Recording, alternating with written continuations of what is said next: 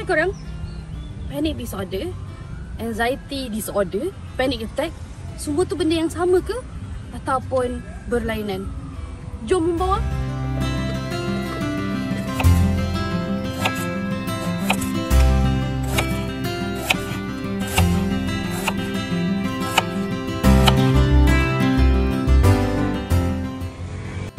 Disclaimer. Sebelum saya meneruskan tajuk bicara kali ini, saya bercakap atas kapasiti para-homeopati dan dalam berlatar belakangkan sains kesihatan.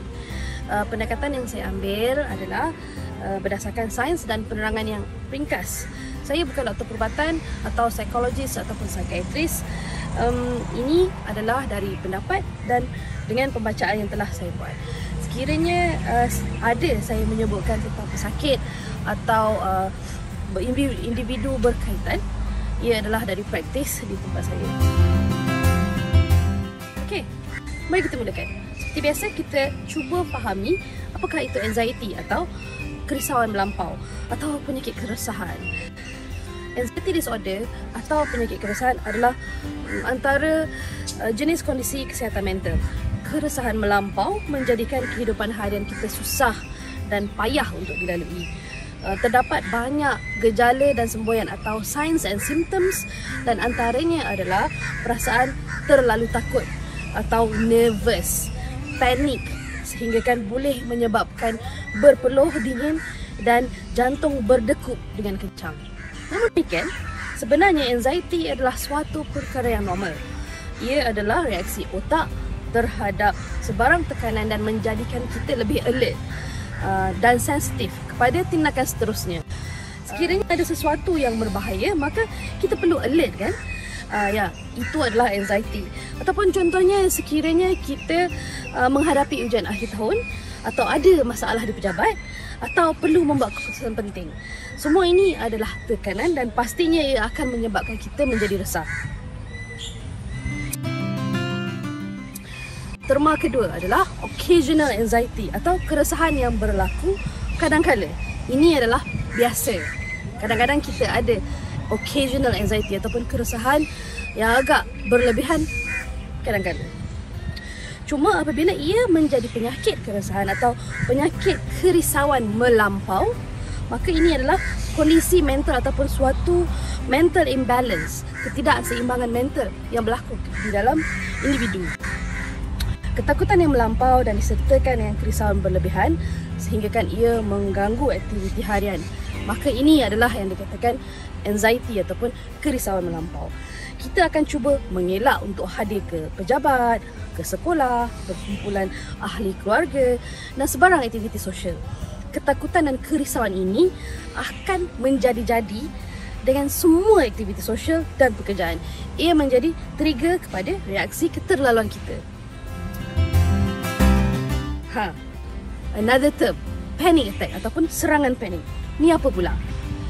Ini adalah kondisi yang boleh berlaku kepada sesiapa sahaja. Anyone can have a panic attack. Ia tidak memerlukan kondisi mental untuk kita menjadi panik. Tetapi apa yang kita katakan dengan serangan panik ini? Serangan panik ini bermaksud individu akan mengalami sekurang-kurangnya 4 daripada 13 gejala ini. Degup jantung kencang, sakit dada, sesak nafas, berpeluh, dingin, rasa terpisah daripada nyata ataupun realiti, rasa tercekik, menggeletar, kebas kaki ataupun tangan, rasa loya, perasaan takut mati, pening ataupun hampir pingsan, panas ataupun sejuk tanpa sebab, perasaan takut kehilangan kawalan. Okey. Terma yang seterusnya yang perlu kita tahu adalah kecelaruan panik ataupun panic disorder. Ini adalah sebahagian dari kondisi dalam anxiety disorder. Maksudnya anxiety disorder mempunyai banyak jenis dan panic disorder adalah salah satu daripadanya. So you faham, anxiety disorder is a bigger picture, adalah satu gambaran yang lebih besar, dan panic disorder jatuh di dalam anxiety disorder itu. Keadaan ini berulang tanpa sebarang trigger ataupun provokasi, iaitu recurrent unprovoked panic attacks. Dan apabila tiada serangan panik, individu ini akan menunggu serangan panik seterusnya. Sebenarnya dia tak mahu ia berlaku, tetapi dia hidup dengan keadaan ketakutan dan kerisauan akan serangan seterusnya. Akhirnya individu ini akan mengubah cara hidupnya kerana kerisauan dan ketakutan ini. Mungkin kita memandang perkara ini seperti tidak logik, tetapi inilah realiti seorang yang mempunyai masalah anxiety disorder ataupun keresahan melampau ini. Satu lagi terma yang kita perlu faham adalah Generalized Anxiety Disorder ataupun GAD. Ini dimaksudkan dengan kecelaruan keresahan menyeluruh. Kecelaruan keresahan menyeluruh. Keadaan ini sebenarnya adalah pendefinisian tentang anxiety disorder yang lebih holistik. Sebenarnya ramai yang memikirkan bahawa serangan panik adalah petanda penting dalam anxiety disorder. Namun, ada pesakit anxiety disorder yang tidak pernah sama sekali mendapat serangan panik. Jadi, akhirnya individu ini akan hidup dengan keadaan dia rasa takut dan resah berlebihan dan dia memikirkan itu adalah satu keadaan yang normal. Padahal, ianya tidak normal. Pergelutan emosi berlebihan dan kesusahan dalam semua fungsi kehidupan terpaksa diharungi dengan kecelaruan keresahan ini. Okey, saya berhenti dahulu di sini. Banyak yang perlu dicernakan.